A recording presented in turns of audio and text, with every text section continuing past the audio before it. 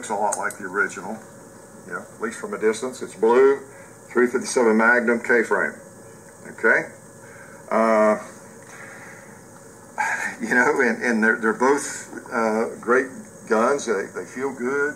The K-frame always feels good. The grips are a little thinner on this one, but they feel fine. You'll probably like them better than the thicker ones, unless you have a big hand like me. They feel good, pretty good action. You know, no major complaints. Loads and shoots the same, basically. You got a red ramp sight on this one, which you don't always have on all of the classics. Some of them did, some didn't. I wish that one did. And, you know, roughly the same sights in operation. Okay, so, and you got newer technology. This is probably built a little bit stronger. Okay, 50 years later, you got a ball of detent there. It locks up in the front of the cylinder, whereas the old ones didn't. So it kind of acts like it sticks. You're having to open up a little bit more there. So it's probably a little stronger, and because of the design of it, the forcing cone in there doesn't have that flat part on the bottom of it, so you could argue that's maybe stronger as well. The back of the barrel, the forcing cone, doesn't have that that flat part on it. Yeah, I was going to say, I didn't see it. You may not be able to see that well, but just a little bit less meat on the bottom of the forcing cone. And that's one of the criticisms of the Smith & Wesson K-frames. They have, okay, we're back. John was trying to signal me that he didn't have his ears or his glasses even nearby, so I didn't know what he was trying to, he was signaling to me. So anyway, now he's got his ears and his eyes, so we can shoot if we want to.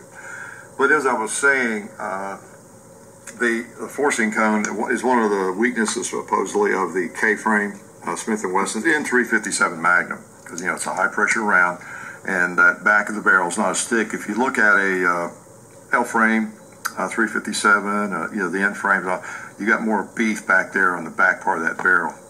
And, you know, because it's going through into the frame. The front of the barrels, of course, are thick on both of them. That one's sleeves, that's a different matter, right? You got more thickness, of course. But back at the forcing cone, which is the back of the barrel, it's not as thick. And that can crack. And so it's always been kind of the conventional wisdom. It's hard to beat the K-frame, which is what these are, that size frame and revolver. They just feel great. They shoot great. They fit most people's hands wonderfully.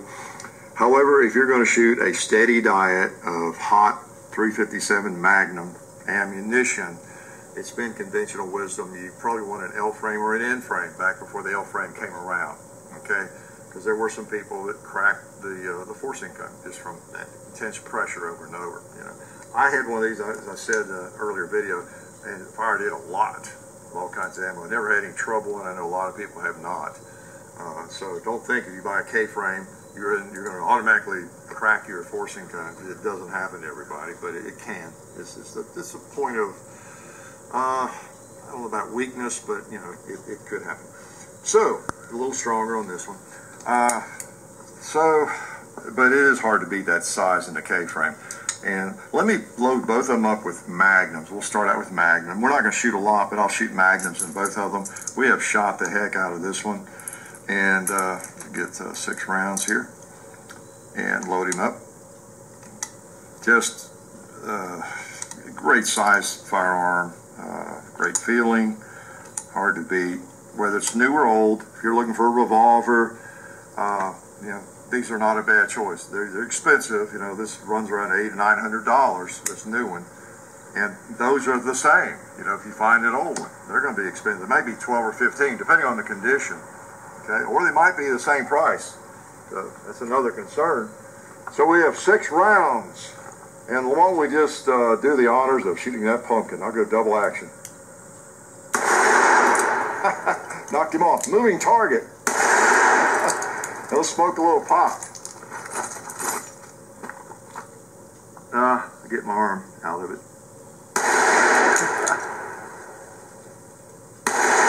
Let's put one on the target from both of them. We'll see which one hits the hardest. Let's stop now. Yeah, we'll stop on the stop sign. Now, I don't shoot like that generally. You know, that is like, talk about amateur. If you ever see somebody shooting a handgun like that, I'm still nursing my broken hand. I'm just taking care of it. You know, I'm not going to shoot a lot with both hands. Magnum handguns. Okay. That's what that was about. So, yeah, we've been shooting this thing a lot today.